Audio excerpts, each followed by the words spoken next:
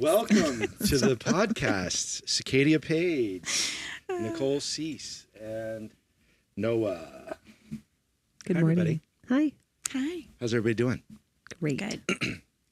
Well, this has been about maybe a couple months since we chatted last, I think. Yes. Right? Sure. Did you like the first podcast? I loved it. I'm really happy to be here, actually. Are you? I am. All right, good. Yes. Nicole, I feel a little giddy. how are you feeling today? Yeah, I'm feeling good. It's been a few months, I think, since I've been in the studio. So happy to be here and happy to be here with Paige. And it's going to be a good morning. Good morning, everybody. Yes. Happy Tuesday.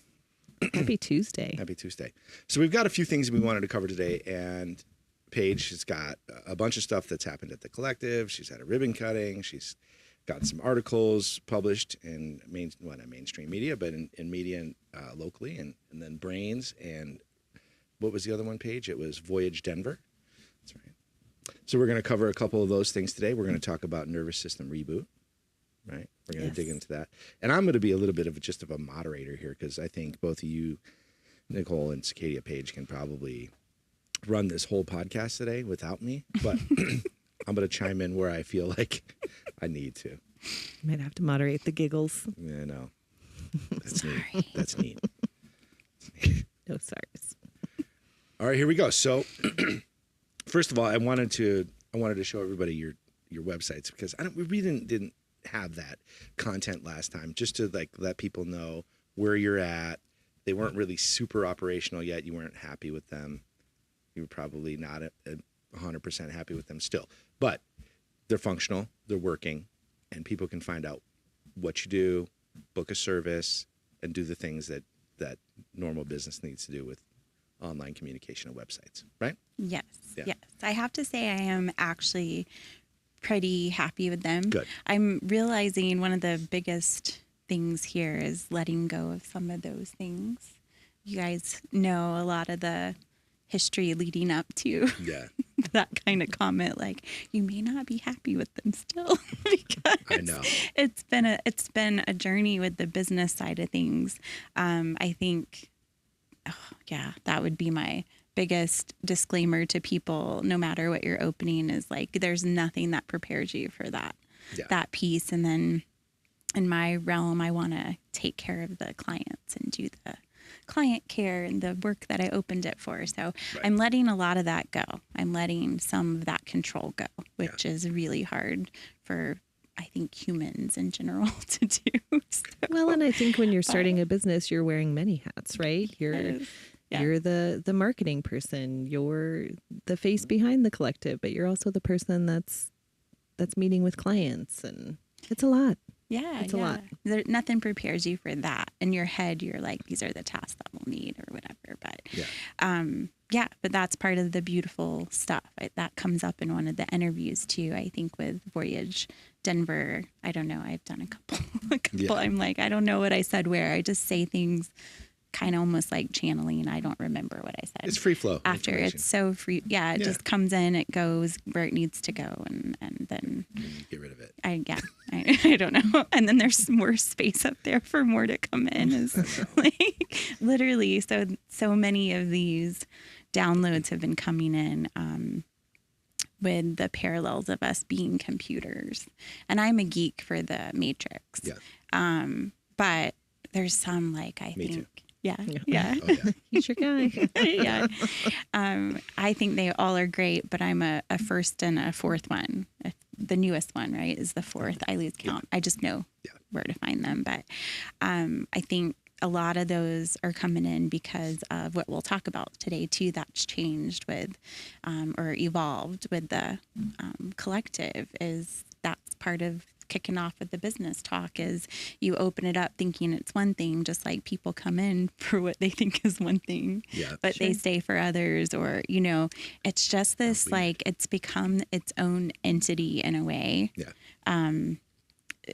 Physically and spiritually, it's become this thing that is evolving, and in a way I feel like I'm along for the ride like anyone else, you know, even though I laugh when people, like at the ribbon cutting yesterday, that was a good thing to pause and celebrate, because I don't pause enough and celebrate, and not because I'm not like grateful for it or whatever, but that the energy that it takes behind building something, anything really, Sure. and then holding that balance, you're just always kind of catching yourself on the next step. Like, okay, great, I did that. That's good. I'm happy. I celebrate for a half a second within, and then I go on. But I do think we need to pause more and celebrate And just be moments. present. Be really present in those moments, right? And Yeah. take it all in. And Now, just a procedural question. How did you organize that with Arvada? Was that Arvada that did it, or chamber? Yeah, What was the that? city of Arvada. Yeah. Being a chamber member, it's been on my list to do, and just, try to get out the word that this is my heart. A big piece of this is community too. Absolutely. I could see us eventually going to some kind of sliding scale fee. I just feel like I have to hold space for the collective itself, just like the people, because even though like I was going to say at the ribbon cutting, people are like, are you Sicadia Paige? Are you Paige? Or the owner? And I laugh when I say that, because there's a bit of imposter syndrome that absolutely. people will have, like the client care and the science behind it and taking care of humans and doing the work. That's my soul work. That comes natural. All the other things don't. And even being in the spotlight is often something coming out of my comfort zone. Like, people laugh because if I get in the flow, they'll be like, you're a great public speaker. I could see you doing that. And I'm like, great, if I'm talking to an empty room. But I know that's also a big part of me. And so I'm grateful for things like this. You guys, I love you, that anyway, but I feel super comfortable. It helps get me out of that comfort zone. So when there's not the faces in front of me, because the people that I care about can't always be there for everything, which I'm kind of, becoming very obvious with in other things and arenas. But it's just nice to get eased into that, being out of your comfort zone. And I think being able to say that that's uncomfortable too is part of embracing that. So that imposter piece for holding a business or being like, yeah, this is my place, is like kind of feels silly still, because to me, I'm just like, that's your spot. That's just me, That's your place. I'm just showing up to do this work, and that's what I'm here for. And But I think you tell me all the time too, like uncomfortable, when we are uncomfortable, that's when growth happens, right? Yes. Yeah. And Noah reminds me of that often. You got to get out of your comfort zone sometimes. And when you do, it's scary, but beautiful things can really happen. So yeah, I agree. And you had great support too, right? Nicole was saying the fire department showed up. Yeah. A bunch of other people showed up, right? So yeah, that was cool. I had no idea. I think, and the fire department were like, we don't do these things, but this Here work, we are. yeah. And so that to me was really special. I appreciated everyone that came out. But for me, those are the kind of things I think we talked about on the first podcast too. I'm starting to see that when people make comments like that, what I'm hearing, even if they're not understanding, is they're being drawn to True You. And I'm seeing that with the clients coming in now too. And so I'm sure we want to like get into the details or whatever, and I'm going to let you lead that. So I don't want to go on a tangent. Keep me on track. No. But so Nicole was even saying, like, yesterday you had little gift bags for the fire department, like little gift baggies you were going to bring to them or something. at some point, yeah. And then they ended up coming to you anyway. yes, yeah, Isn't that funny? That's exactly what I'm talking about. I had part of being out of the comfort zone, running the business. This is a great like tie-in. Actually, is I'd had it on my list to join the chamber, to join all these different things, and I get to it maybe like 7 months, it feels like, later. Like it gets to wherever it gets on the list, right? And then I had these bags made up for them, and I had all the intention of going and getting out of my comfort zone and can I come in? I've got a surprise for you. Dropping off and then they show up at something that I had very much procrastinated on doing to celebrate the collective. And so I love that. Let's give a shout out to the Arvada, whoever supported you. Let's shout out Arvada Fire Department. Who else? So many people. There were so many board members from the chamber there. I'm really terrible with names. I will know their face forever. But it was a lot, because you're entertaining in a way. You're giving the tour and you're getting, and so I just appreciate the city as a whole. For coming out, and Paul is one that organizes it, but then you have Julie with the Northwest magazine. There's just so many people there. I couldn't even possibly, but they're all collectively important for showing up, and they came out not knowing who we were or not even understanding what we were. And some people would probably be, well, that's their job. They get paid to do that, but not really. They get paid to do stuff with the city. Like they had an invitation to come, and they did. And that made me happy because I do believe those are, trickle, energetic little golden threads that go out there. And I would love to have them, see them in later as a client, because or those guys are going to have a conversation, either the fire department or the chamber, or they're going to have a conversation with somebody about, nervous system reboot or red light therapy and genuinely, like everybody, I talked to a lot of people there yesterday, and everybody had a really genuine interest and curiosity about the collective. And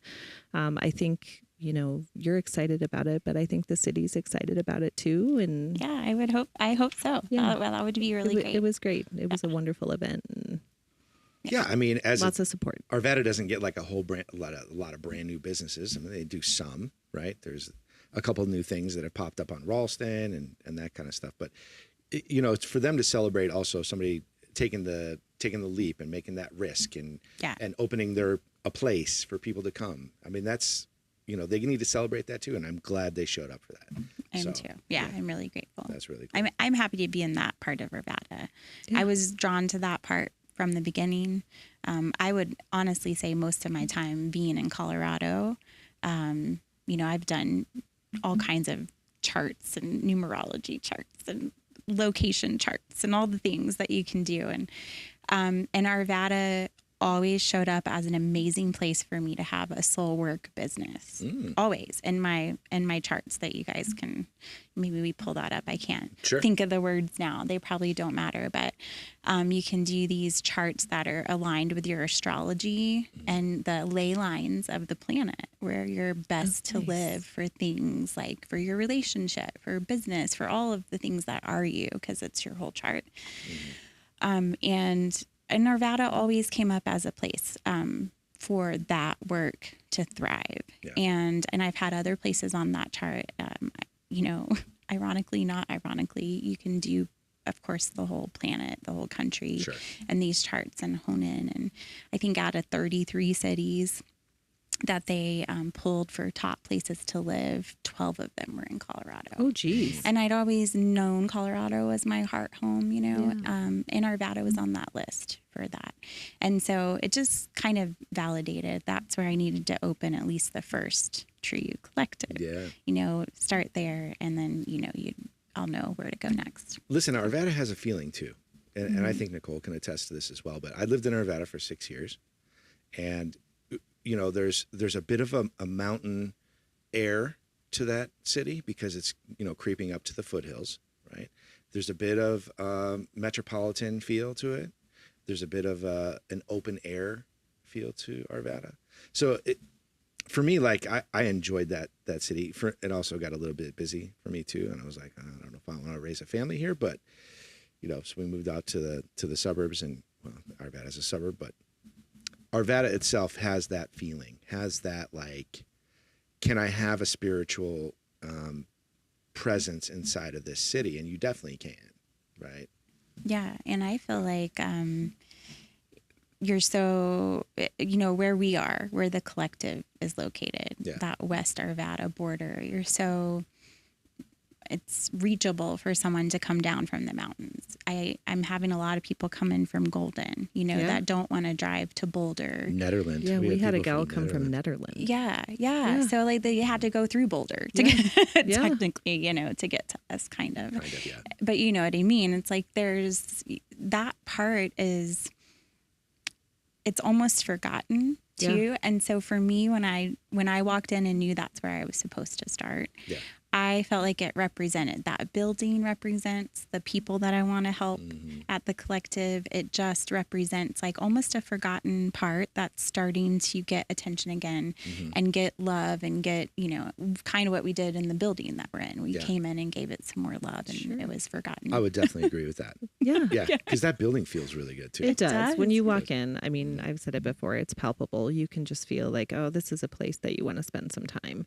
And going back to like location, I mean, you said that people from Golden, people from Boulder, but you also have Lakewood and Wheat Ridge. And Westminster. Like it's so accessible for everybody, and it's a place people want to go because it feels good. Yeah, thank you. That I really do appreciate that. Honestly, that's the biggest compliment I tell everyone. It's the two. You come in and tell me, I don't really know why I'm here.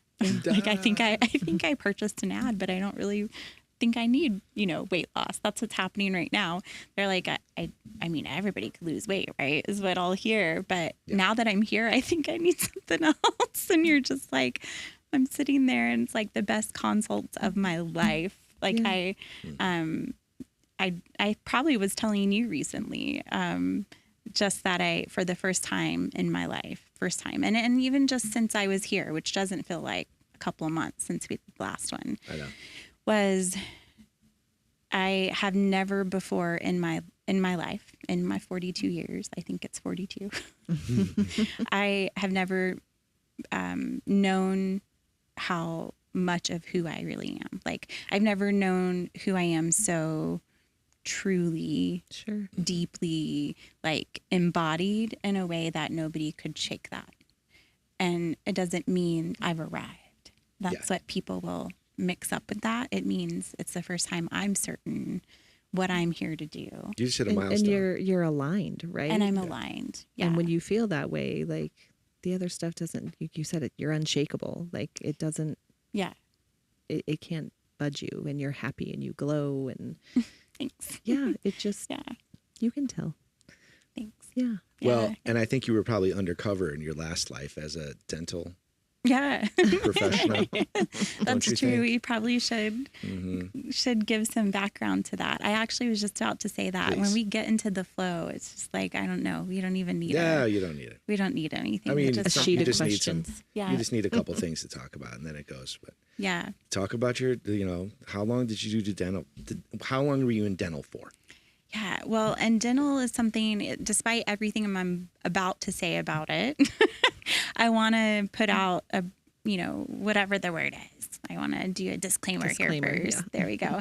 That I'm ultimately forever grateful for that career and the financial stability that it brought me. Right. It was something that in any kind of test with me when I was single for a bit, when I was married the first time, and then now being in my current relationship, how we both are pretty entrepreneurial spirit, that doesn't come with financial stability the whole time. Like, I held it down being able to be a dental hygienist for him to build something great. And now he's doing the same for me. And those things have to work together, right? It's a synergy. I wonder if there's any parallels here. We're familiar with that story. Yeah. And so I'm grateful for dentistry in that sense. Yeah. But with everything also comes a lesson. And that's what I talk about, like in the most recent first published article that I've had. I'm excited about. I thought I needed to start there for the works that are going to come next. They need to know more about, like, who is she? And it's not because they need to know like my story of like my kids and my person and as much as even some people don't care about credentials, right? Sure. But where I know that the collective is going, for me, this whole path I've not been allowed to do without those credentials. And for the first time, that's been a new shift too. I love learning. I love science, all of that. But in the past, when I was doing like my soul work on the side and dentistry was like what was, overwhelming me. Right. Yeah. It was like, that was what was taking all my time when we're talking career wise. The soul work, when you're just kind of dabbling in it, you don't embody it as much as when you have to jump off the cliff into it. And so it's easy to push that aside and go back to the thing that is safe and secure and makes the money. And I still have that battle within when, you know, things are, you see the cost of running a business. Yeah. But I know that with that degree, you know, there was no question that I was qualified when I cared for people. In dentistry, I've had a good reputation for how I've taken care of people, how I've, you know, that was solid. I knew who I was as a dental hygienist. Right. I also knew how far I wanted to take that because it was dimming all the things that really made me truly Paige. And then Sicadia Paige, as I journeyed through plant medicine and got my real name given to me, you know, that's kind of a story with that too. So when I say that, that energy carries a different meaning, you know, people still call me Paige. That's great. I will love that forever versus like my actual real first name.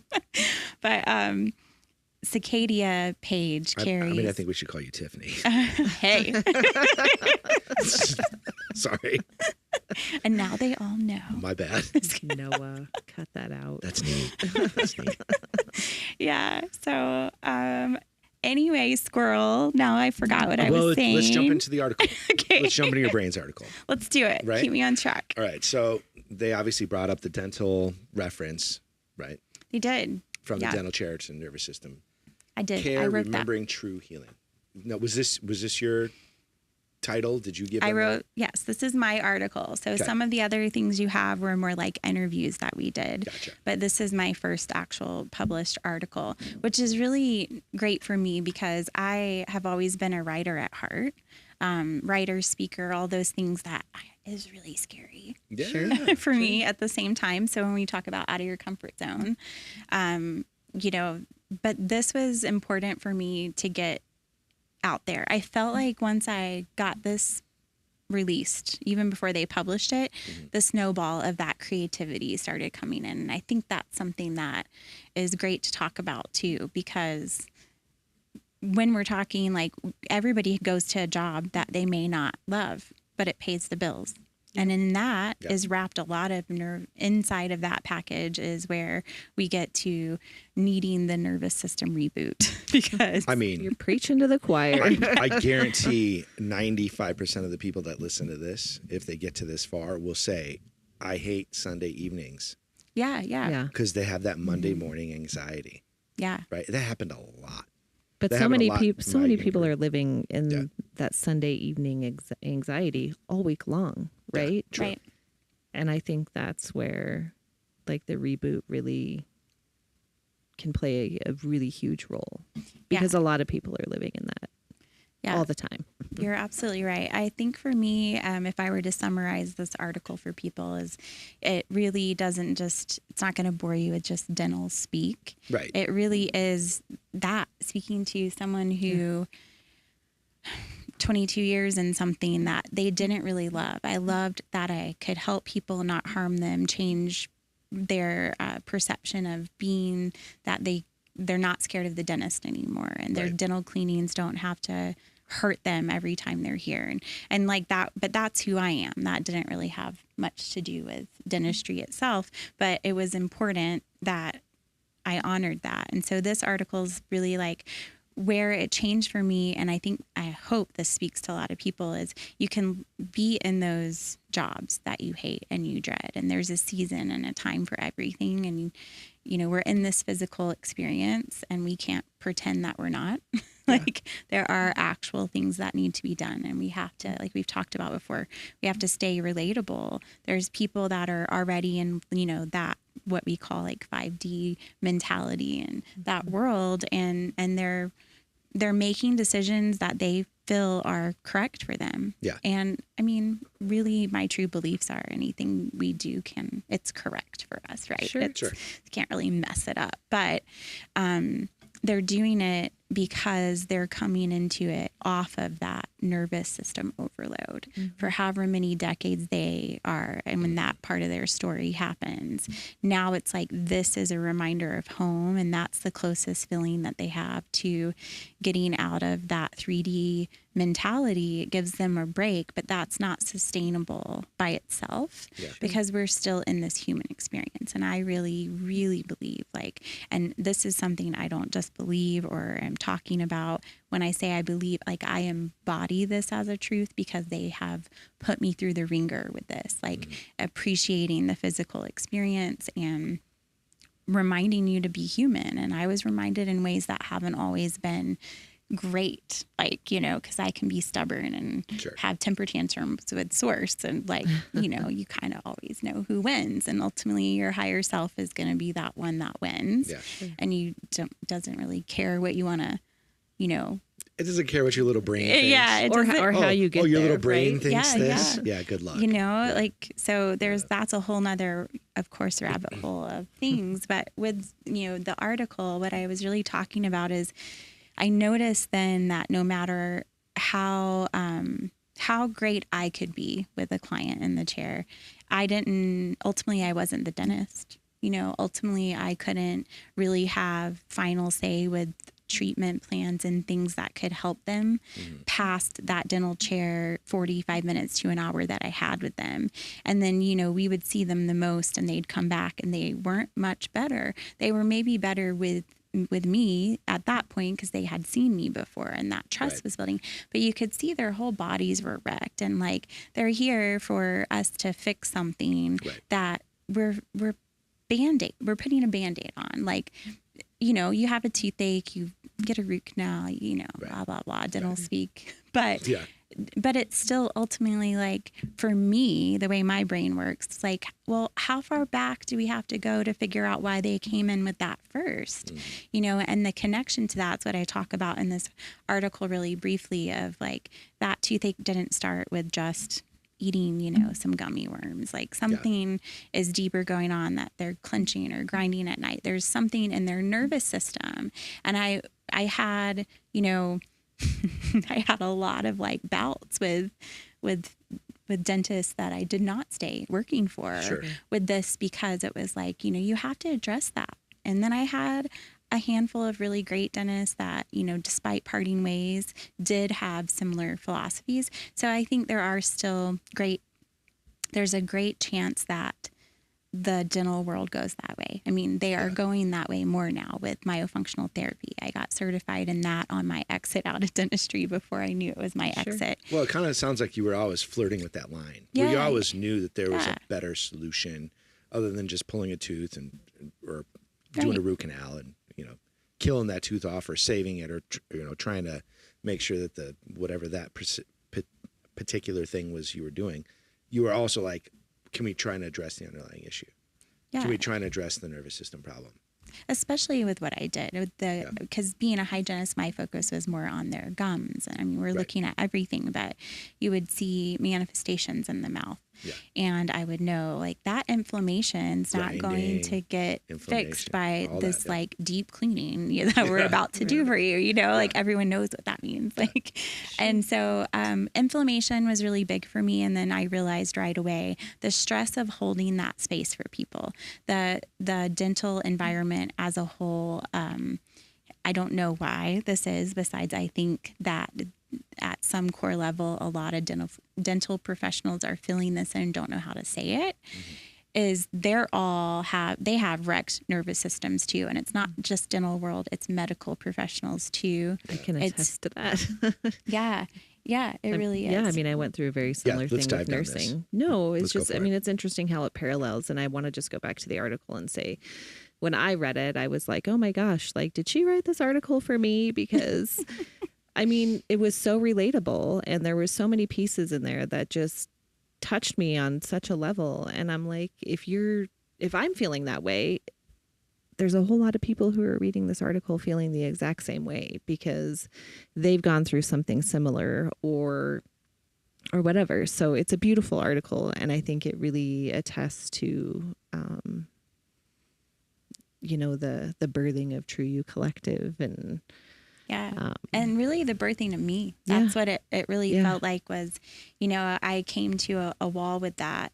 There you go. Oh, I didn't even see that. I was just going to say. Oh, you didn't see that? Yeah. Oh, I thought you were just like bringing it up because it was on No, I screen. actually wasn't. I was like, what is the word I'm looking for? Yeah. I say There this you all have the it. time to people. I say it to you guys, especially. I'm like, I get in this mode. I feel like I'm just channeling at this point. When I'm writing, it's definitely channeling. I have, I don't really go back and read them except when I'm proofreading them, but we have great,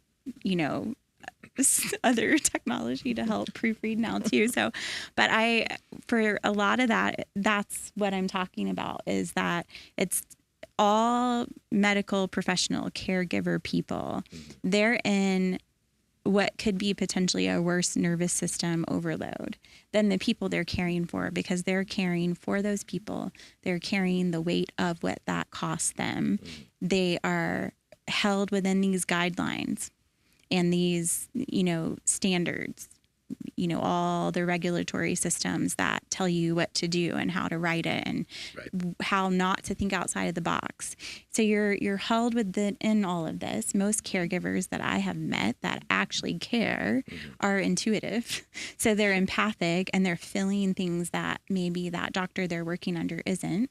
So you've got all these boundaries in place. And then this person is still showing up to work in this career for decades. People retire before they even try to address or understand what broke them, what makes them feel broken. And it was not just the stress of that Monday morning dread. Yeah. It was the job itself. It was the caregiving, holding that container for someone every single day. And yet you're still living the human experience. You have a husband, you have kids, you have you have shit to do when you get home. And it doesn't end. That happen. Yeah, a full calendar. I mean, for me, I wasn't like, I probably could have stayed and retired in nursing, but, the universe had other ideas for me, and I was forced out because I physically couldn't do my job because my nervous system was fucked up. And I was, I was stuck in that fight or flight zone, and it came to a point where I was popping half a Xanax before I went in to do my job in the morning. And I had a moment when I was like, I can't do this. Like, it's not fair to my patients. It's not fair to me. Like, this is not okay, And then you go see your professionals, but it's like you said, there's the regulations and this. You see somebody for 15 minutes who sees a symptom and they give you something for your symptom, but they're not addressing all the layers below that of why you're there. And that's all I wanted to know on my journey was, why am I here? And nobody wanted to address that. Just give her a drug. Yeah. That's what I hear all the time. I'm hearing that more and more now. The more people that are coming through, I'm really happy about that. Not that they're in that spot, but I'm happy that they're finding the collective, because that is a comment every day is like, I have been through, because the hygienist in me also is all about the note taking and the paperwork. So there's some really beautiful things that are a part of me from that too. And I do a very thorough consult and medical history. And so they are being heard before we even decide that we're going to go further. And like, is this a fit for you? Because if you're not open to receiving me first, because I am the face that you're dealing with, or receiving what is here at True You, then you're not going to be able to receive what it can do for you. So we go through that, but it's not turning people away point. It's that they also have an aha moment in that consult, because they'll come and be like, oh, I realize like I've had surgeries before and I'm on these medications. And, I'm seeing the same stuff in those medical histories that I saw for decades in dentistry. Everybody's on high blood pressure and thyroid medicine, and they all have similar patterns. Like you start one and then the next one came about. And so, if I were to say I have any concern going forward, and it's a bit of a rebel concern when I say this, is the pharmaceutical people, coming out after me, because, I'm not purposely attacking that, but I'm not going to say that I won't, because of what I see people coming and suffering from. If you put something, I have a story that we talk about in this article of that overload, morphine from rage, like for me, dentistry coworkers, having that environment, everyone, after a while, you don't walk into a happy dental office. Right. You walk into people pretending and smiling and doing their job to get you through. Right. But at the core, you're going behind the scenes with every single person you're working with being miserable in some way and sabotaging in some way. And you can't hold that space but for so long.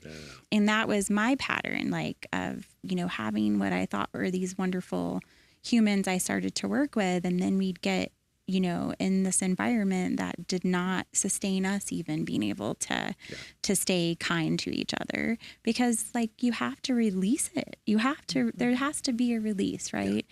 For a lot of years, martial arts was my release. But for me, it was, I don't have that same rage anymore. My partner just said that to me. He's like, it's kind of cool to see, like, you just don't. You transformed. Yeah. Yeah. And I was like, yeah, now it's like you guys can do all that. Our kids do all that. And you guys can be my bodyguards. It's like, but I don't feel the need to release that anymore. And I promise you that is thanks to what I'm doing for people here at True Collective. You got rebirthed. I did. See the birthing. It really is, because it ties in with my cocooning, with my grief series. It ties into the story of me. I really felt like after ayahuasca, I died. Leading up to ayahuasca, I thought I was dying, physically. That's the best way to explain it. And it was all led back to that stress of holding it all that we have to hold in the human experience. Or human experiment, I like to call it a lot of times. And so the Nervous System Reboot, which I just got trademarked, which I'm super excited about, that's cool. Starting within state level and being able to expand out, because to me that means another honoring of a system that people aren't doing the same way. People can do a lot of things like you. They can't do it as you, right? Give people a couple examples of a nervous system reboot. Like, first of all, your entire story, starting the collective, being there, clearly has helped you reboot your nervous system. Yeah. Now, how do other people just reboot their nervous system? Give simple examples. Yeah. Well, mine leading up to that was just finding these modalities separately, because there wasn't a place I could find that did it this way. So you can do like red light therapy. Is that where the collective idea came in place? There's no place to do this. Yeah, it came out of frustration. Solving a problem. Yeah, it did. I love to solve problems. That's the scientist in me, and also the rebel in me. If you tell me that something's not possible, or it's not here, or we can't do that, I'm like, hold my beer, I'll show you. Yeah. And have I always been able to do that? No, but I do think there is something way beyond me that when I get into that intention, something like all of my sources just come in and something happens. But that comes at a cost too, because the funny, ironic piece of this, or synchronicity that I have not denied, building out the collective, I was under a lot of stress too, similar to like getting out of dentistry and being in it. A career and a business is a business, but those modalities being there, like, it taught me the whole way while I was trusting the process to build this, to trust the process, because at the end of the day, I could get on my own modalities and I could reboot myself and be ready for the next day of whatever we were doing, building walls or, 16-hour whatever days that looked like. So for me, they were individual modalities that helped me. I almost took my life in 2012. People don't like to talk about these deep things, and that's a mic drop moment for people, but there are people, and they're my people, who are going to say like, oh my God, she just said that out loud. Oh, well, she's my person. Like, we could talk about these things, because if we're not talking about them, that's another layer of that nervous system that is constantly in fight or flight, not feeling safe. It's ultimately, we're not safe. And that sounds corny to people, but that is the ultimate way that your nervous system communicates to your organs, to your body, to tell you what to do, to tell the heart to beat faster, pump that blood for you to run from the lion, or, it's just because our world is different doesn't mean that the way we were designed is different. That's the difference with nervous system healing and the focus of that being the root cause solution for things. Right. Are there things that it can't address that are already active conditions? Of course. I'm not even proclaiming that I won't even tell people that I am healing you. I'm not a healer. What I'm working with is modalities that open up your own intelligence within your own human design for your cells to wake up and remember what to do. It's all a remembering. And we can't remember when we're on medications that are suppressing our everything, and a medication that then caused you to need another one. So now you got an extra layer. So then how do you know what's really wrong with you at the end of the day? Right. How do you know if that first medication you were given, that wasn't really the problem, but like a symptom of a bigger problem, and now you mask that? And now you mean that 15 minutes with that doctor that prescribed you that thing just to solve your problem didn't really understand what was wrong with you? I can't imagine. Well, and I think too, like this is just going through my head as we're talking, but you're in fight or flight, right? And you're in it for so long that you get frozen in that amped up state, right? Yeah. And so you see a doctor because you're like, I need help. And you're given a medication, which isn't really addressing anything. It's just masking that symptom or whatever until that medication wears off. And when it wears off, you're not any better, because your symptoms are still up there at that amped up state. So you just take another medication, but nothing's ever being addressed. So even with like a nervous system reboot, maybe you're not like healing or curing something that's there, but you're giving the nervous system time to get back down into that rest state where their bodies can figure it out, right? Because they're finally resting and they're finally not dealing with being frantic all the time, Yeah. And that's, I love that helps pull something out of my brain that I wanted to share. When we talk about peeling back the layers that you can't when you're drowned or numbed down, well, the nervous system isn't just fight or flight. There is a freeze. There's a frozen. Yeah. And that is when your vagus nerve has just completely stopped communicating. Yeah. And so when we talk about, they are different systems, although they talk to each other. It is our command center of our body, but they're different parts and how they work. When you're in fight or flight, you're not safe. You become a couple of things with that. You either become numb. Mm-hmm. So vagus nerve it's not overexcited. That's misunderstood. It actually gets numbed. Like it stops communicating to your command center. Like the channel gets stuck. Yeah. It actually just gets frozen. Frozen is a good word. Mm-hmm. It's not moving. It's not communicating. This is like, okay, that's too much for me. It's how I feel when I go into a busy room. I'm like, that's a lot. That's what your vagus nerve is telling. And so what that means, like for me, the vagus nerve has always been my speak from dental world. So it's why it's all really a part of me.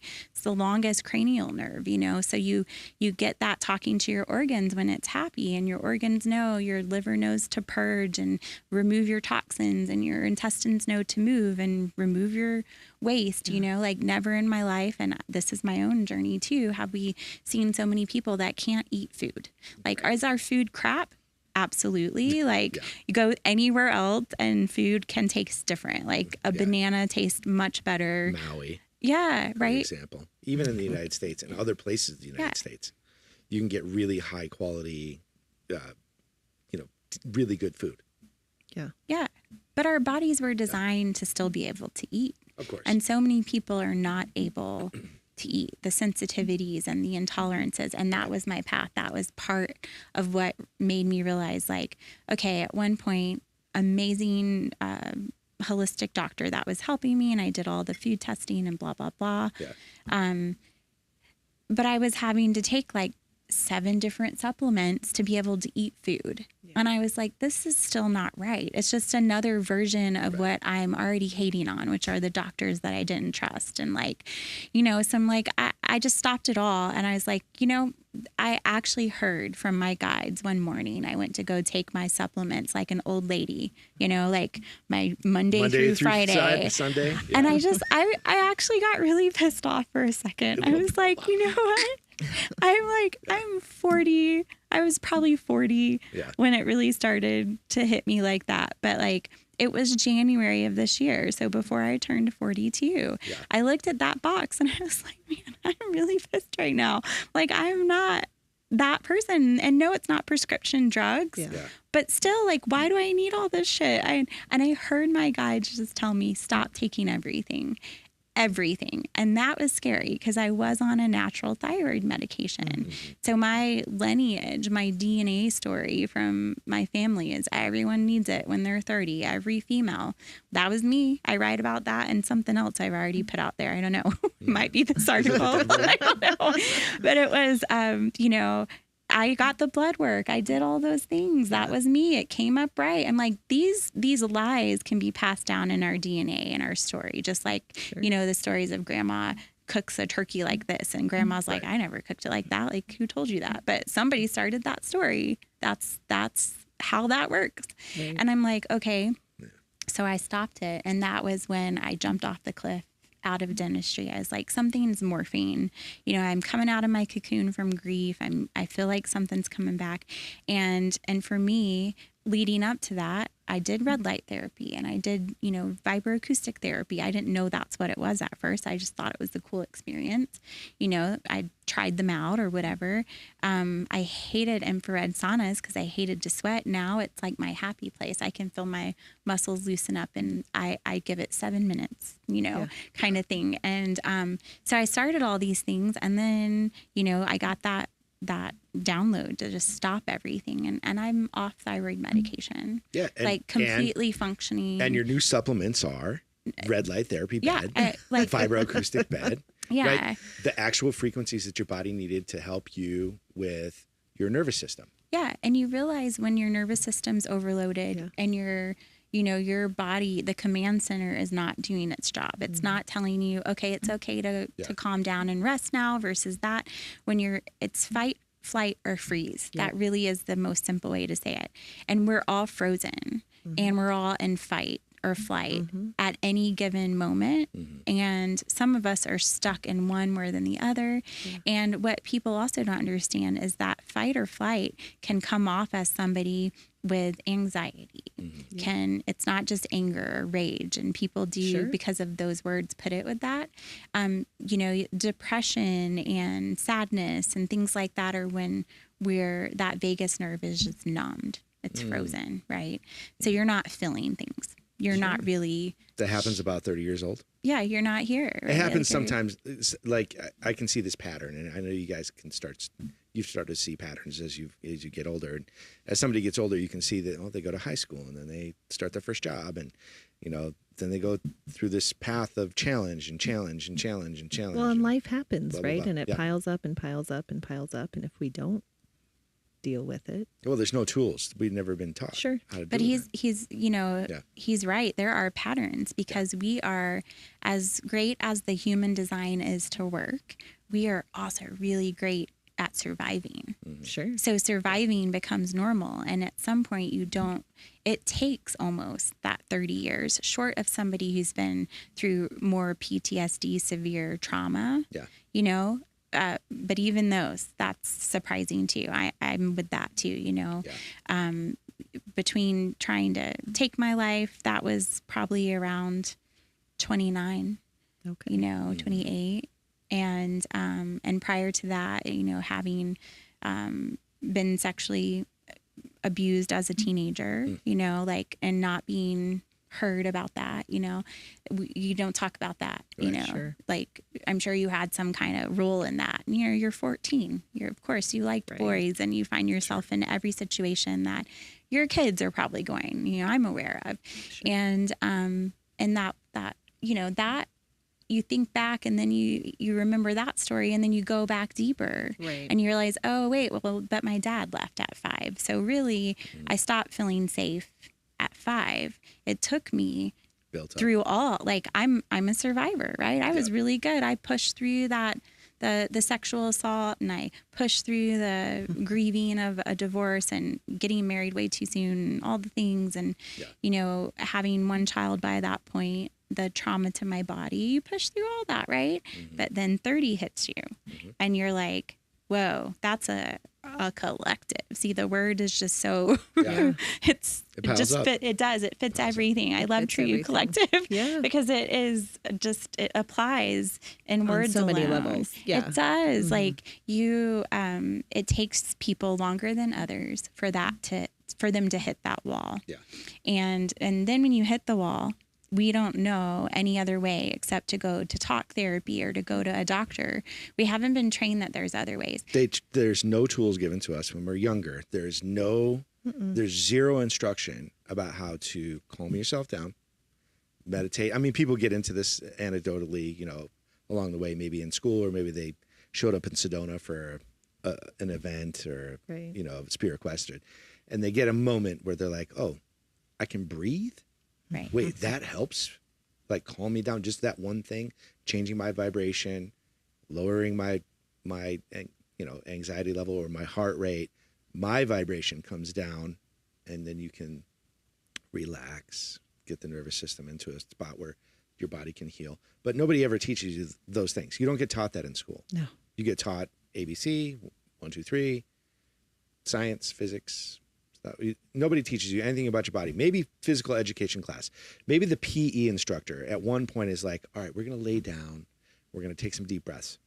I mean, that happened to me in college. I actually took a class called relaxation. Oh, nice. And it was fantastic. Yeah. Everybody should take one of those. 1 credit class. She's like, if you fall asleep, I might come nudge your foot, but this is where we're going to learn how to breathe and calm our bodies down. Like, how many people take that class?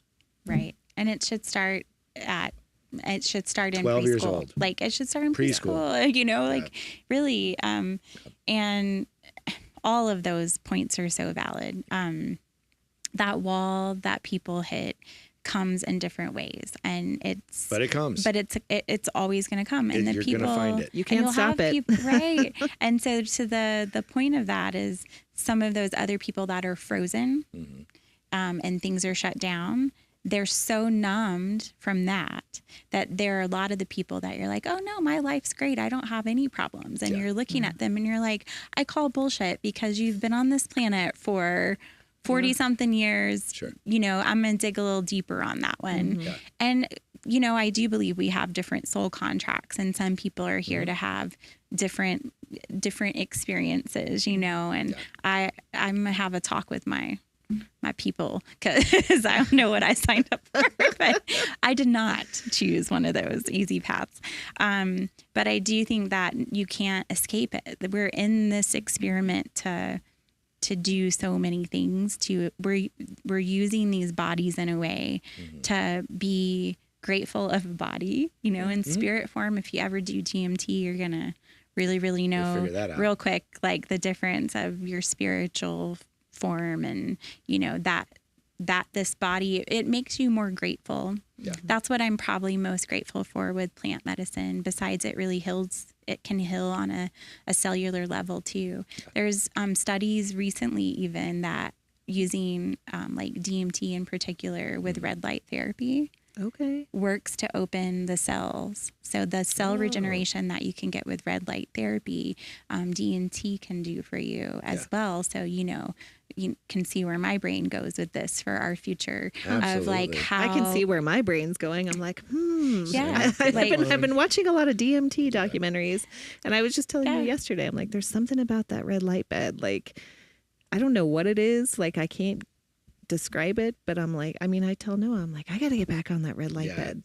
Her body's craving. My body. It calls people. Yeah. I tell people it calls you home. I like to have the True Collective be like the home that people haven't found yet. The Southern girl in me still, I love, to feed people. Come to my house. Let me make you fat. Let's eat all the things, and I feel happy because you're eating, right? And that's the Southern girl in me, is that taking care of you. Like the collective for me, because I've been able to, it's imprinted with my own energy. It is, that's my birth. I birthed that, right? Yeah. Not by myself, but you guys know what I mean. Yeah. So do you have a sign up for the DMT red light therapy bed session yet? Is that coming? When is that coming? Can't be a sign up. Can't be a sign up. But it'll be a conversation. Yeah. So but it's going places, you know. So for me, that's incorporated in my whole story. From the trauma, when I hit the wall, mine was losing my best friend.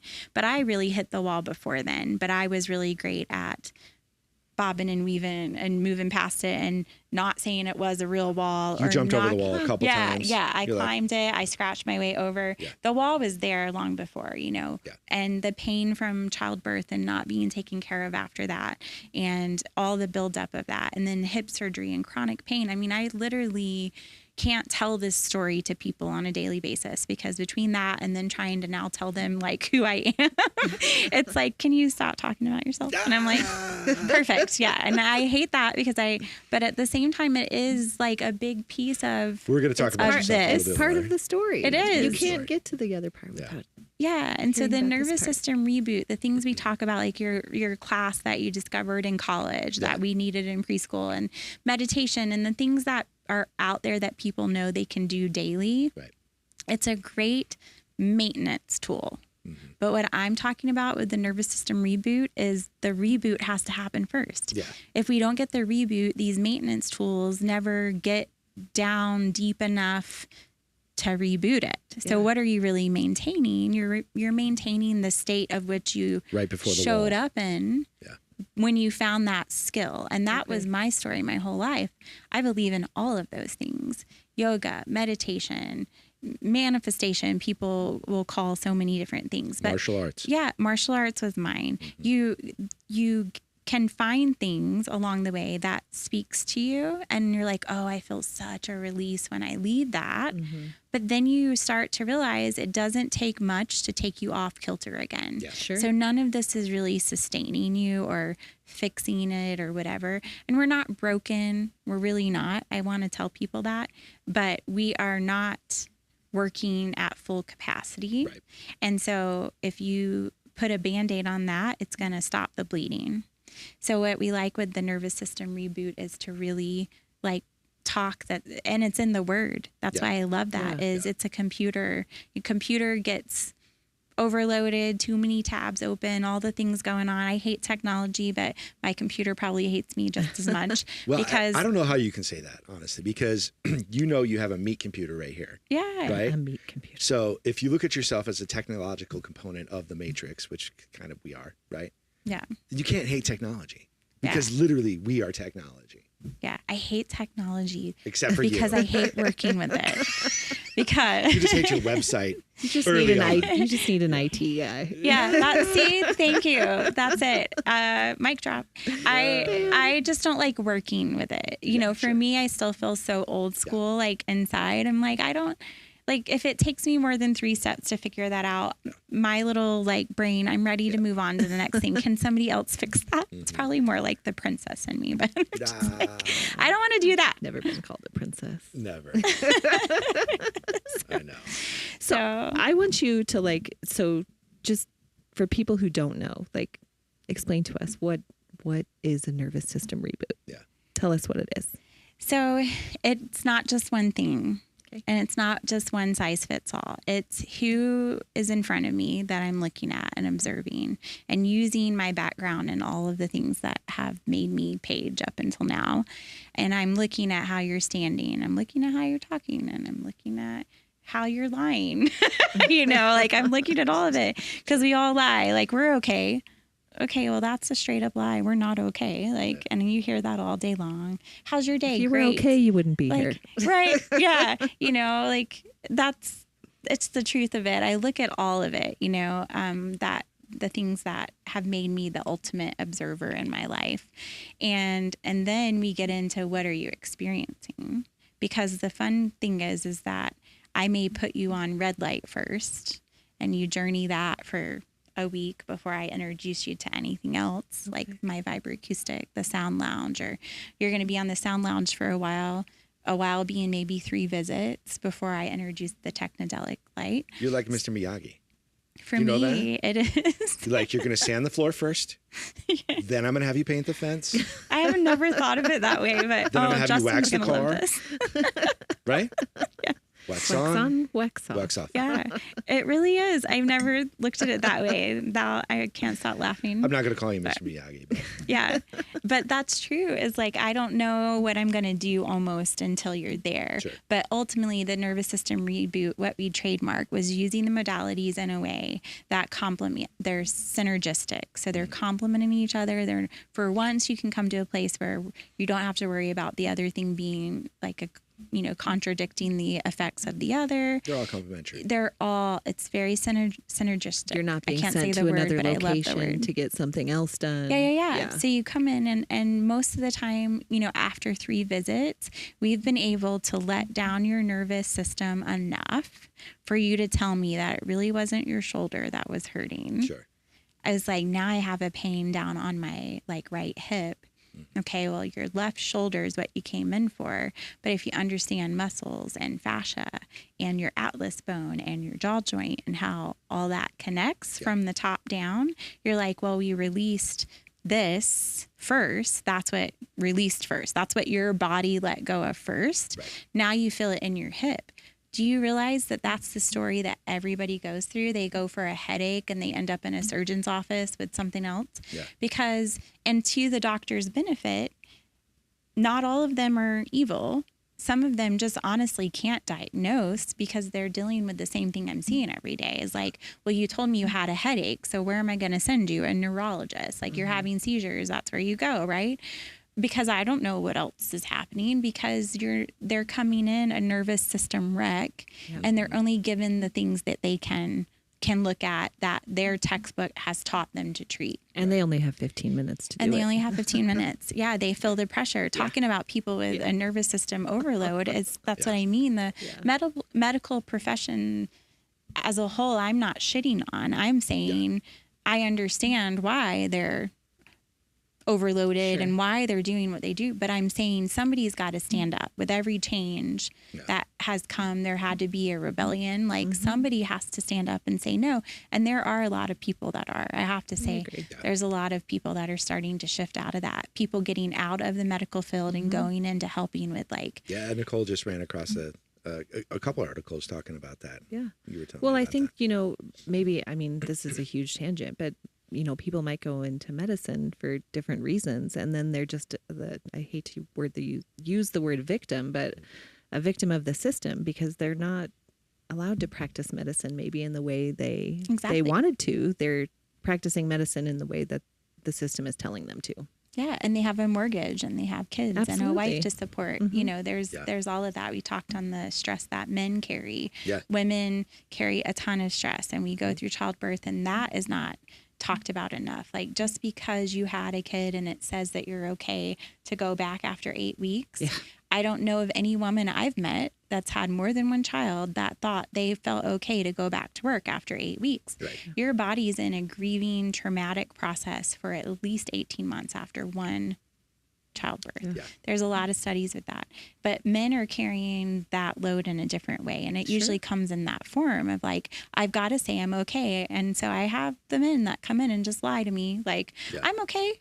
I'm okay. It's just my shoulder. It's just my ankle. I'm like, you're not okay, but and give me your 4 favorite, visits. right? You're like, oh, I can't wait to crack you wide open. But I'm so happy that they showed up, right? Because it's not also a place that I'm not advertising in any particular way right now, but it's not a place that typically people would say would draw them. And once they get there, they realize why they're there. And to answer your question again, because we go down so many beautiful little paths here, is the nervous system reboot, even though it's, a combination of the light and sound and frequency healing, the modalities are used per what I'm seeing in front of me.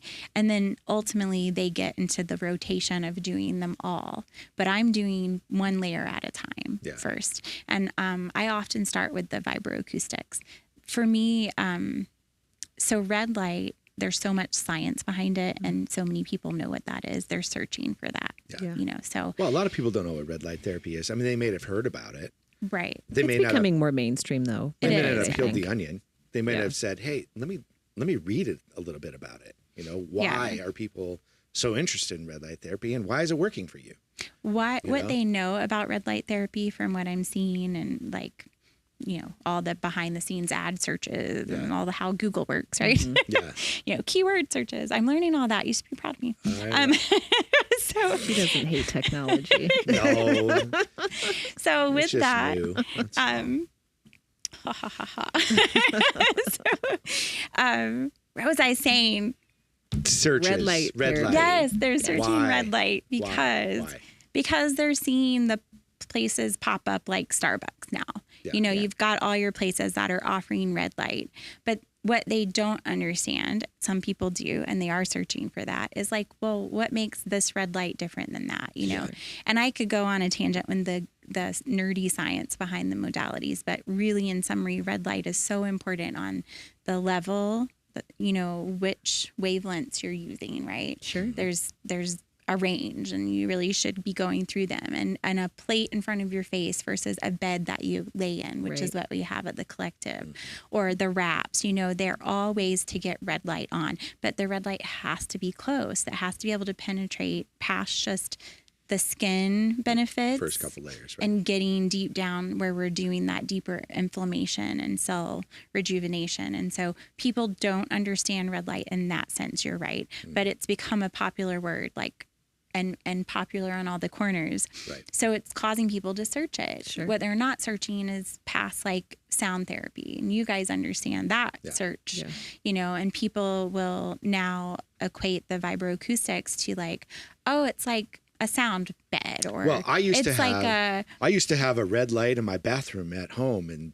1996. Was that red light therapy? No.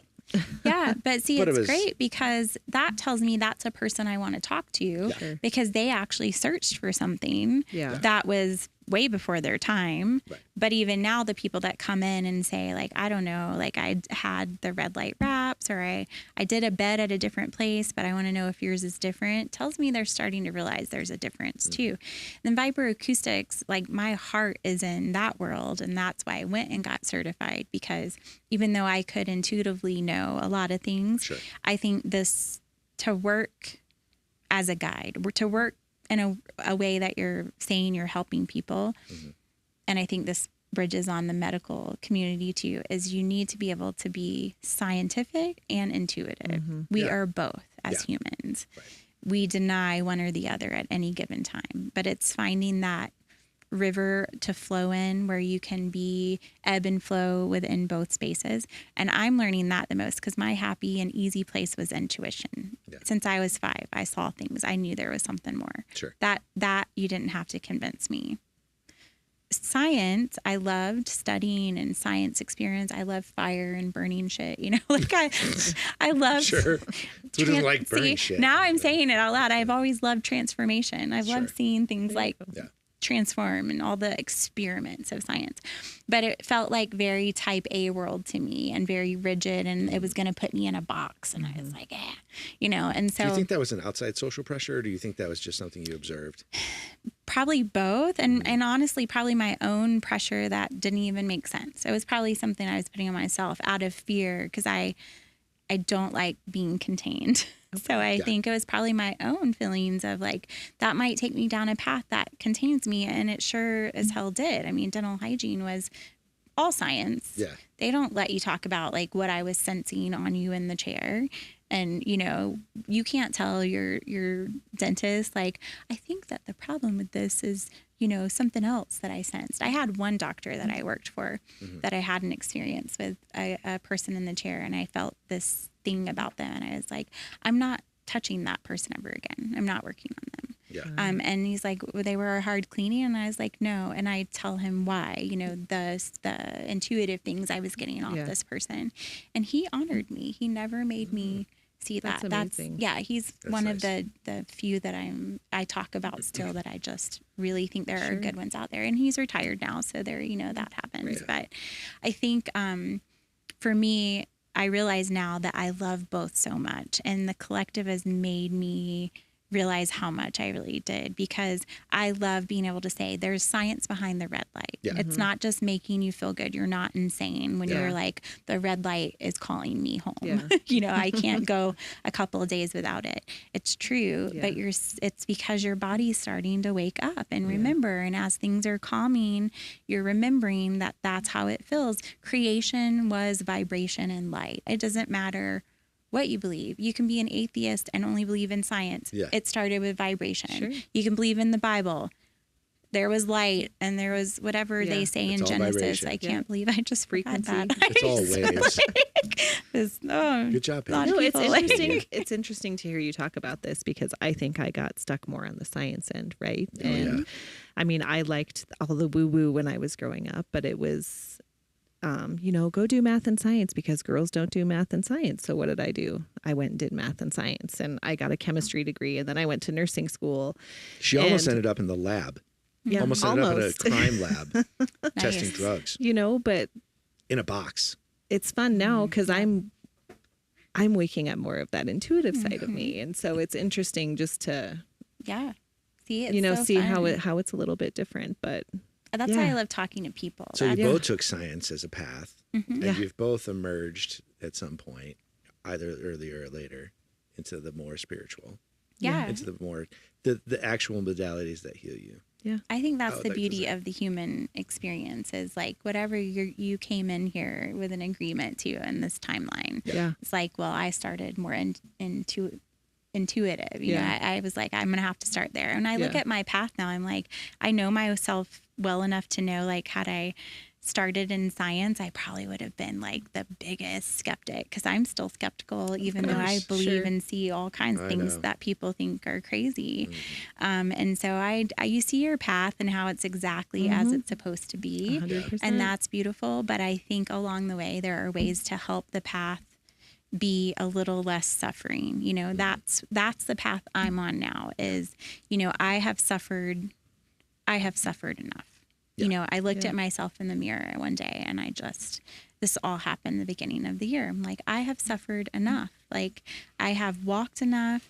You know, do I understand I want to be here a lot longer, and I know there's going to be other challenges and things people might call suffering, but the mental switch was, I have seen it as suffering enough. Right. Yeah. So no matter what happens, I'm not going to see it as suffering, but it's going to be like, I'm putting a line in the sand here and everything's shifting. And I'm going to go into my soul work, and I'm going to stop being angry that I'm going into a job that I know I don't want to do anymore, that I feel trapped in. And then if I rage on someone else, that's on me, you know? So I'm like, I'm done. It was just that line in the sand, but people are drawing that line every day. The difference is they're not having a place to go to feel safe. They don't And have the tools. They don't have the tools. They don't have the tools. And you know, the research behind red light's really great.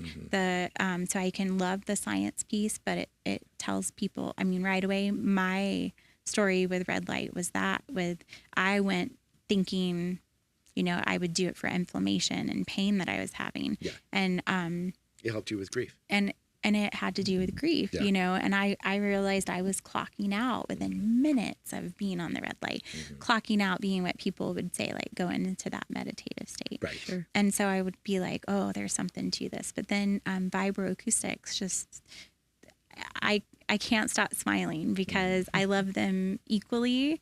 But vibroacoustics was like, you gave me my favorite present that you could have like ever given me for the rest of this lifetime. Like that's like, I feel that. when I say it, most like I can't not smile, because it is like you can pick particular frequencies there that have had studies since the 80s, probably longer, of and other countries doing it, where a frequency for hip pain, back pain. When I was suffering for 18 months with a dislocated hip, being told to take Vicodin, and my body was rejecting Vicodin, and I had a newborn, I was trying to breastfeed. Like, I can't take Vicodin and nurse my baby, and it's my last baby because the childbirth ensured that, you know.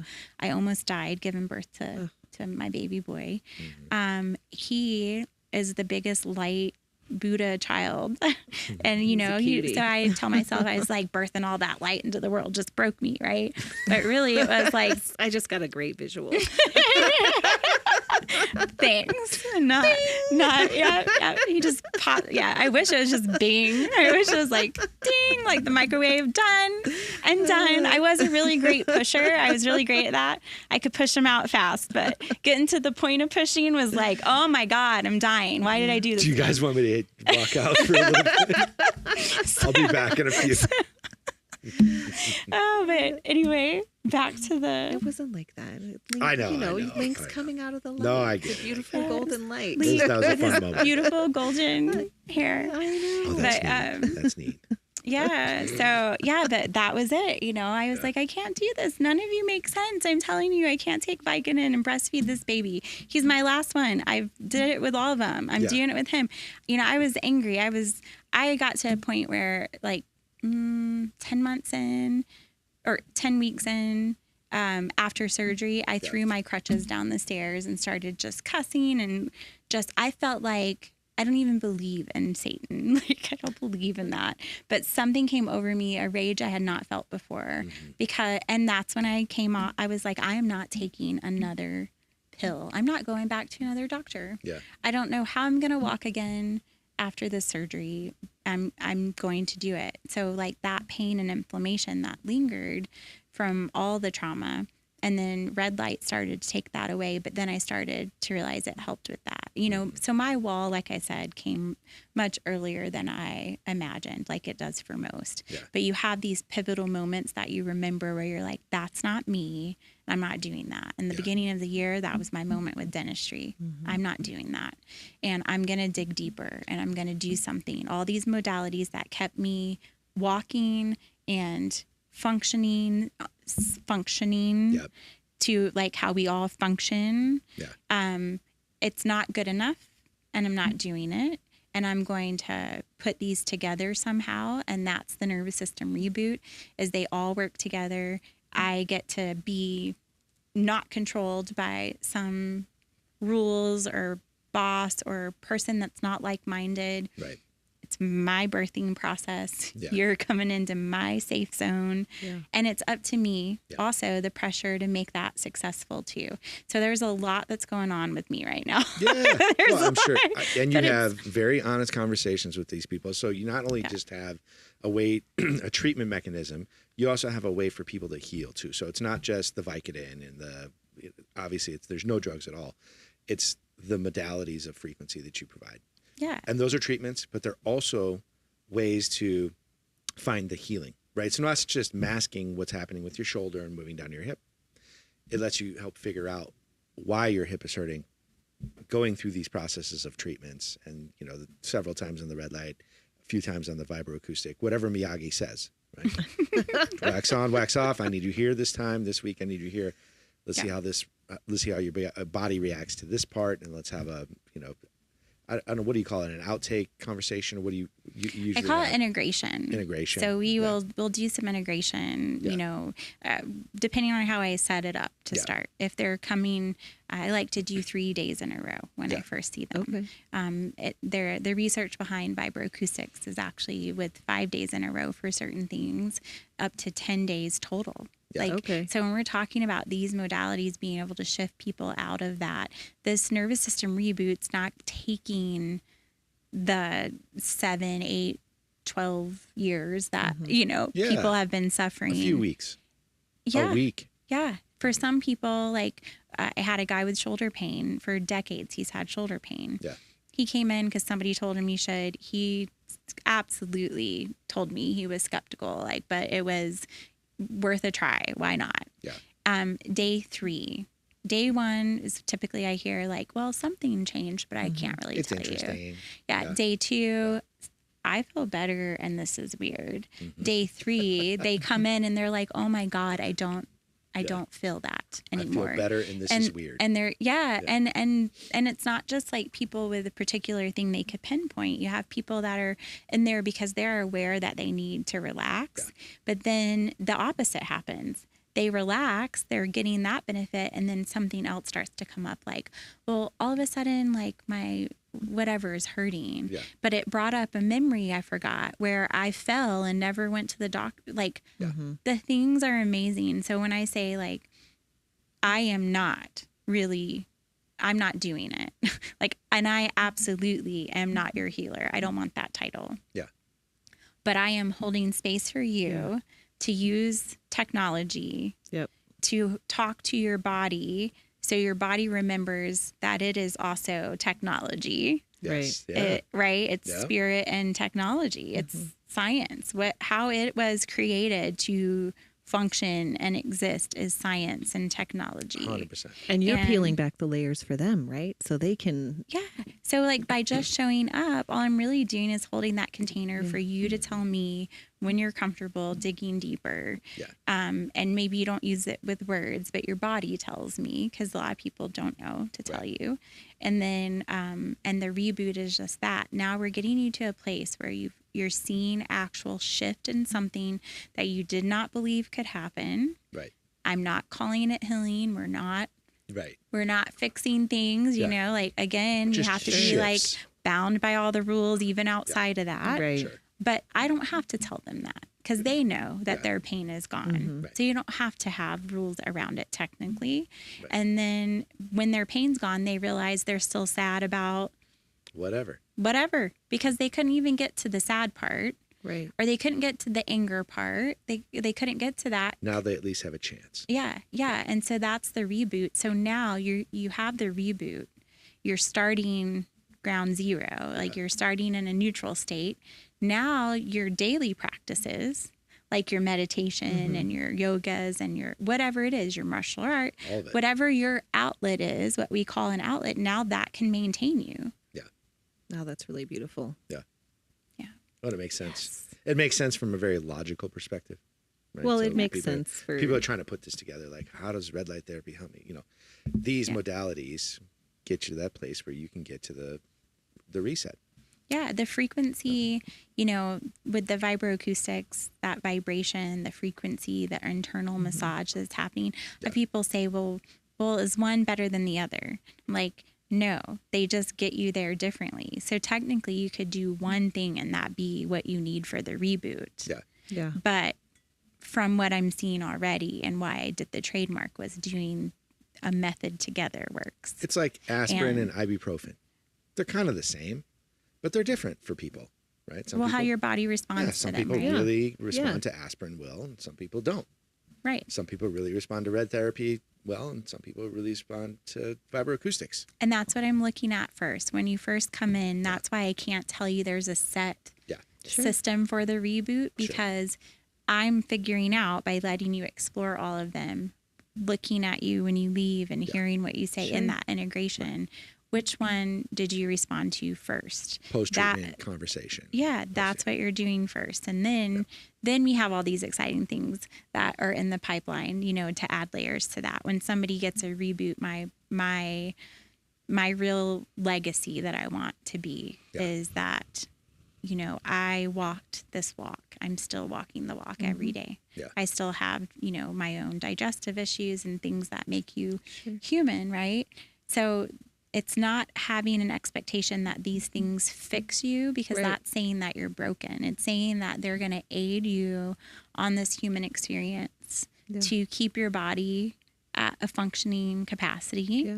So it remembers what to do all the time. So when we start to panic because, you know, something hurts, because we're told, you know, pain is bad. Yeah. Pain is your greatest teacher. If you can be back connected with your own intelligence and the computer's online, right? It's running and it's not cluttered and overloaded.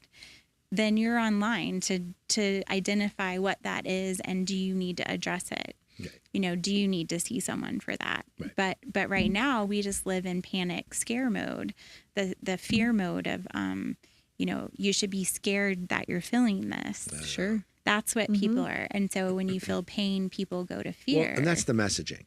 That right? is, That's the outside messaging. You should be afraid. And it happens everywhere, all over the place. Every single day you watch the news or you watch TV or you happen to catch an article or an ad or a whatever, you should be afraid. Right? It's the message behind it. That's the message. And that's just where because we're people at work as a society, Yeah. you know? Yeah, people work. People will take action. Fear is out of- motivating. Thank you. Yeah, and not always in the best Not ways. in a good way sometimes. But yeah. we have figured out how to manipulate in a way what we need to get some result.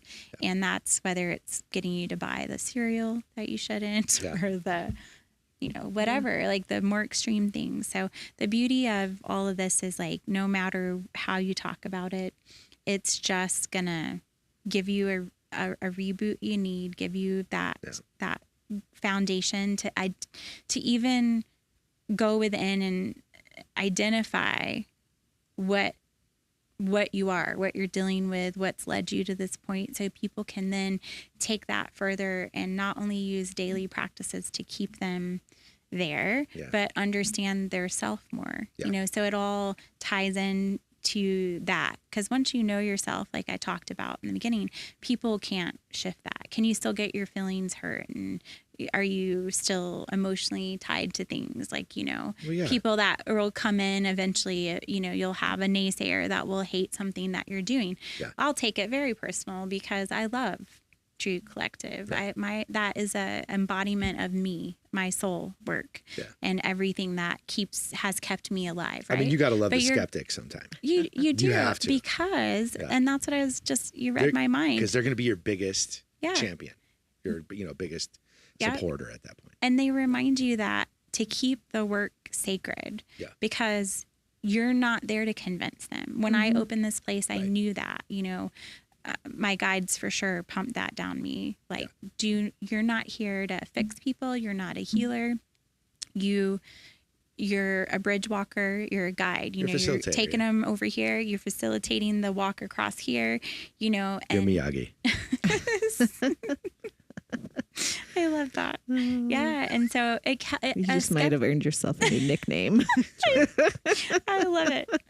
Yeah, it keeps a skeptic though. A skeptic, you're right, will keep you back a line. It will keep you on track to be like, yeah, but I'm not here to prove that to you. So it helps you not go off course. They can be course corrections. And then sometimes they're going to go talk to everybody they know about the thing that they did that they were so skeptical about.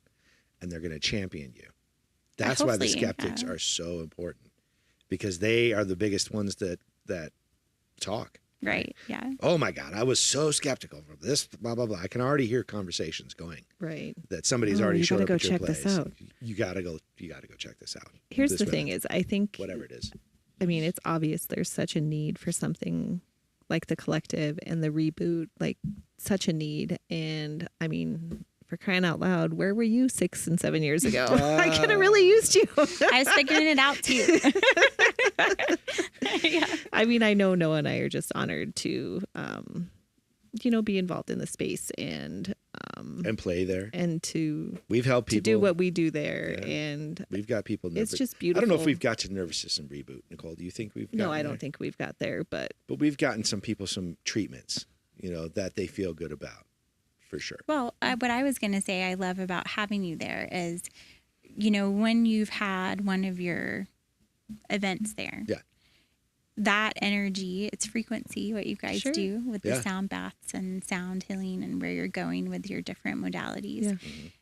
You leave that in the room. When you leave, that vibration's still in the floor, and that resonance and like-mindedness is still in the intention, and the intention, like the intention. And that's a whole nother thing with the collective versus just the modalities, is the intention behind it of being that space to let people like you find us and be able to grow your own, whatever you want to call it. I call it your soul work. When you guys, when I watch you do it, that you're in your zone with that, you know, and, you leave that behind, and then the next practitioner that can come that's aligned can leave it behind. But then, what I'm doing there every day holds that container for you guys. And you have a collective of intention and frequency. There you go. And it is drawing people that are all like supportive in those same things. Like, what I love is like when you do them at night, where I can have my client that's getting off from a reboot session, and they're like, oh, can I just go lay in that room? You know, because now they're not really ready or wanting to leave or drive home. They're feeling that letdown. So they can go lay in one of your sound baths, and it's not bringing them out of that state. If anything, now they can just go deeper. It's a good integration to have after they've gone through a session. So I love when they end up back to back like that. I'd love to see more of that. But no, but I think you're fulfilling obviously a very big need, but it's just beautiful, and I'm so excited because I think it's just going to be amazing. Yeah. Thank you. Yeah. I also wanted to give Voyage Denver just a shout out too, because they did an interview with you style format, right? Yes. And so it was a question answer, and I think a lot of the things that you covered in here, we obviously just covered on the podcast. So, but you know, if anybody wants to read that article and get reinforcements and see what actually was said and written down, I think it's a good spot for people to get a recap of what we talked about for sure.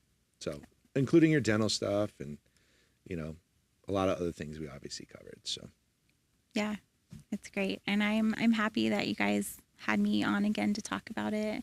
I love to dive deeper into this stuff, and I love to see where we can get to go. I'm super excited to be at home in Colorado. You know, there's times where I've had to leave, and it was just like, oh, I have to get back. And to be able to get back this time, the gypsy in me, everybody that knows me, they're like, oh, she's staying now. The Tree Collective also sealed the deal. Like, it's your anchor. It's my anchor that I've needed. I mean, I knew I needed to be here, but things now it truly anchors where like just every little thing couldn't pull me away. But that was an intention that needed to happen too. So I'm grateful to be in Colorado where they're allowing these different outside the box ways of thinking, where the collective is going. It's kind of like a surprise for me, like it is everybody else. But where I have some intentions of it going is taking somebody from that new nervous system reboot state. Now they're maintaining it, and now I can dig deeper with things like plant medicine in the future, and where you can get to where that medicine is working on a cellular level to cause and help, you know, maintain some real change with people, just like the modalities helped get them there, and then they just work together, and somebody has then found their protocol, and it's not Vicodin and Advil and crazy diets to exist and be able to eat food. It's the whole thing shifts, and it doesn't take all of it shifting at once. It's really one small thing. Well, and it's happening already, like even in the United States and the FDA and the ibogaine efforts in Texas with a modality like a plant medicine and a prescribed therapy session, right? Those things are starting to emerge, at least to be addressed, right? People are starting to address an opportunity to present something like that to a human being. Like, we can do this a different way. We don't have to do this with morphine. Yeah. So what an exciting time to be, you know, having a human experience, plant medicine, and what a cool role for vibroacoustics. Oh my gosh. Yeah. The collective to play and and being able to offer something more than talk therapy, because I have that a lot too, where people are like, therapy is not for me. It didn't help me. It doesn't mean the therapist was bad. It means that you're asking somebody who's already in a state that doesn't understand what's wrong with them to try to verbalize that. Our bodies can't tell. If we could do that, we could tell a doctor exactly what we need. We could tell ourselves what we need.